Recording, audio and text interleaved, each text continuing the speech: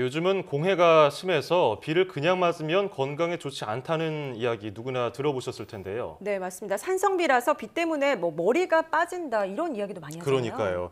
이 골칫거리인 줄 알았던 비가 요즘은 물 부족 문제를 해결해주고 또 심지어 경제적인 가치를 창출하는 보배라고 합니다. 네, 오늘 탐구인에서는 빗물 박사, 서울대 건설환경공학부 한무영 교수와 함께 빗물의 가치에 대해서 이야기 나눠보겠습니다. 안녕하세요. 안녕하세요. 네, 우리나라가 물 부족 국가다 이런 얘기를 예전부터 많이 듣긴 했지만 사실 많은 분들이 실제로 와닿지는 못하거든요. 물을 항상 쓸 수 있으니까요. 네, 뭐 아무리 언론 보도에서 뭐 가뭄이라고 하지만 네. 우리 수돗물 틀면 항상 그렇죠. 나오기 때문에 예. 뭐 물 부족인가 아닌가 이렇게 고민을 하시는 분이 계시는데 네. 사실 이거는 사람만을 대상으로 생각하는 거거든요. 네. 그 들판에 있는 산에 있는 동식물은 물이 없어서 쩔쩔매는 것이고 또 이렇게 쓰다 보면 또 우리 후손이 쓸 물까지 갖고 가는 거기 때문에 물이 부족하다는 것을 느껴야지 됩니다. 만약에 어떤 한 가정의 재산으로 비유한다면은 예. 어떤 사람이 벌이는 없어도 돈을 많이 쓰는 사람이 있잖아요. 그러면 그 사람이 풍족하다고 하겠습니까? 사실은 그 돈이 선조들이 남긴 유산을 가지고 쓴 건데 충족하게 쓴다고 해서 가난하지 않다고 하는 것은 잘못된 것처럼 우리가 지금 쓸 수 있다고 해서도 예. 다른 사람이 못 쓰고 이런 걸 생각을 해서 물 부족이라고 생각을 해야 됩니다. 뭐 실제로 산간 지역이나 농촌 지역에서는 물 부족 때문에 뭐 제한급수를 하기도 하고 뭐 소방차를 데려다가 물을 공급하기도 하잖아요. 네. 근데 우리 도심에서는 잘 모르고 있는데, 근데 이런 물 부족을 하늘에서 떨어지는 빗물을 활용해서 해결할 수 있지는 않을까 이런 고민을 해보는데 이게 그 고민하지 않으면 그냥 버려지는 물들이잖아요. 사실 모든 물을 보면은 다 빗물로부터 왔습니다. 우리 국토에 1년간 떨어지는 총 빗물의 양은 1,300톤이거든요. 그 많은 양의 하천이 빗물로부터 만들어진 것이고 저수지도 빗물로부터 만들어진 것인데 그리고 또 다시 그게 구름이 돼서 증발해서 다시 내려오는 그 순환을 사이클을 갖고 오는 건데 이 YTN 건물도 그렇고요. 정부청사도 그렇고요. 비가 오게 되면 지붕에 떨어진 빗물을 다 버리고 있습니다. 아하. 다 버리고 나니까 홍수가 나고요.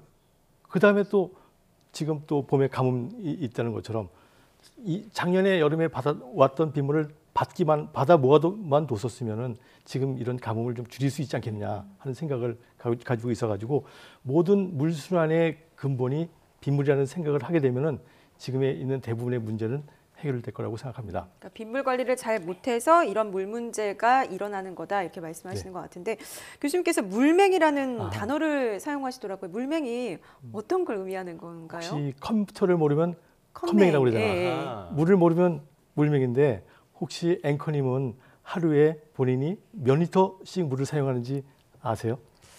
저는 물맹인 것 같아요. 잘 모르시죠?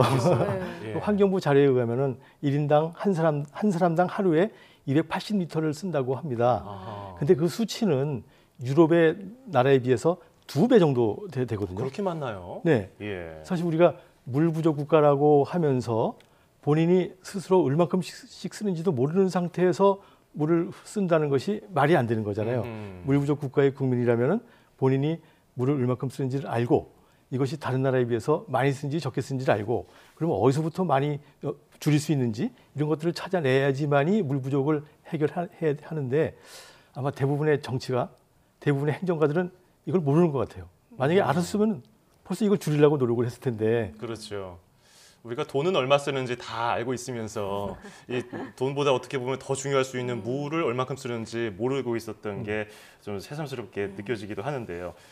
빗물에 대해서 우리가 여러 가지 말이 많잖아요. 뭐 산성 때문에 뭐 머리에 맞으면 안 된다 이런 네. 얘기도 있는데 실제로 빗물을 분석하면 여러 가지 성분이 나오나요?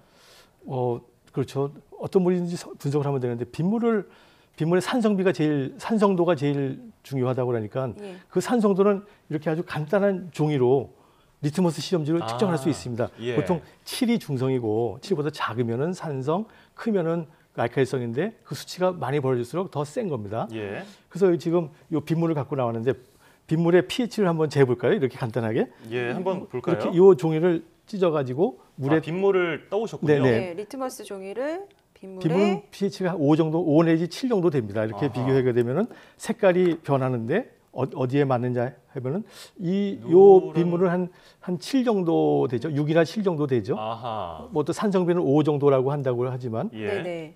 근데 약간 우리가 노란빛. 네, 이렇게 쉽게 산성도를 측정을 하는데 그 산성비가 얼마큼 위험한지를 직접 제기보다는 우리가 콜라를 이용해서 콜라를 잘 마시잖아요. 예, 예. 마시다가 손에 묻힐 수도 있고 마시는데 그렇죠. 그 콜라가 얼만큼 센지를 한번 비교해 보면은요. 콜라를 한번 당겨 네, 보겠습니다. 리트머스 종이를 콜라에 담아봤는데 담가보면 빨개지면은 이게 빨개지네요. pH가 약 3이나 2 정도 이렇게 되지 않습니까? 예. 그렇다면은 이 수치가 하나 작아질 때마다 10배, 2배 작아지면 100배니까는 이 산성비라고 하는 거하고 이 콜라하고 비교해 보게 되면 예. 콜라가 한 500배 정도 센 산성도인데도 불구하고 마시기도 하고 그러니까요. 뭐 묻히기도 하고 그런다고 보면은 콜라를 마실 수 있으면 산성비는 전혀 문제가 되지 않지 않겠느냐. 콜라에 비하면은 산성도가 빗물은 뭐 거의 없는 수준이네요. 네. 그래서 제가 이거 실험을 저도 사실은 산성도가 있어서 산성비는 몸에 나쁘다고 알았어요. 그리고 머리 빠지면 대머리가 되는 줄도 알았었습니다. 근데 이렇게 실험을 하고 우리 학생들이랑 같이 실험을 하다 보니까 우리가 잘못 알았구나. 그래서 제가 이런 얘기를 했습니다. 산성비 때문에 대머리 된 사람이 있으면 저한테 모시고 오십시오. 제가 심어드리겠습니다. 이렇게 자신 있게 말할 수 있는 근거는 이런 과학적인 근거 때문에 그렇습니다. 근데 우리가 마시는 콜라보다 지금 실험해 보니까 산성이 훨씬 약한데 빗물이 그렇다면 빗물도 그냥 마셔도 되는 건가요? 받아서? 빗물을 그냥 마셔도 되냐고요? 그럼 저는 그러면 강물을 마실 수 있어요? 아니요, 그냥 먹을 수는 처리해야죠. 예. 그러니까 질문을 그렇게 하지 마시고 강물이 있습니다. 빗물이 있습니다. 이걸 먹을 때까지 처리하는 데 드는 비용과 에너지 어느 게 더 싸게 맥힙니까 하면은 강물은 비가 내려와서 한참 흘러가서 이것저것 다른 게 많이 들어간 거 아닙니까? 그러니까 강물을 처리해서 먹을 수 있지만 에너지가 많이 들어가는 것이고 빗물은 아주 조금만 처리하거나 아니면 전혀 처리하지 않고도 마실 수가 있습니다. 예, 뭐 도시 특성에 따라서 공업단지가 많은 지역은 좀 더 처리를 해야겠지만, 네네. 뭐 콜라랑 뭐 극단적인 비교를 해서 그렇지 빗물에 있는 산성도가 뭐 그 우려했던 만큼 그렇게 심한 정도는 아니라는 지금 실험을 보여주셨네요. 네. 자, 이 성분을 우리가 실제로 어떤지 살펴봤고요. 이 경제적인 가치를 따져볼까요? 돈으로 따진다면 빗물 얼마라고 수치로 이게 잴 수 있을까요? 혹시 봄이나 가을에 비가 안 와서 농작물이 마른다든지 뭐 이런 걸 들어보잖아요. 예. 그때 비가 내리면 농작물이 삽니다. 그러면 농부들한테는 이건 돈이라고 생각할 수 있고요.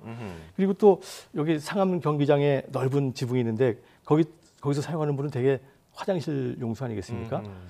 그 지붕에 떨어진 빗물을 약 1년에 10,000톤 정도만 받아서 쓴다 그러면은 그만큼 팔당에서부터 갖고 오는 에너지를 줄일 수 있고 예. 그 비용을 줄일 수가 있습니다. 그래서 1톤당 만약에 뭐 1,000원씩을 친다 그러면은 우리나라에 떨어지는 총 빗물의 양은 1,300억 톤이기 때문에 약 130조 원의 돈이 그냥 하늘에서 공짜로 떨어지는 거라고 생각을 하면 됩니다.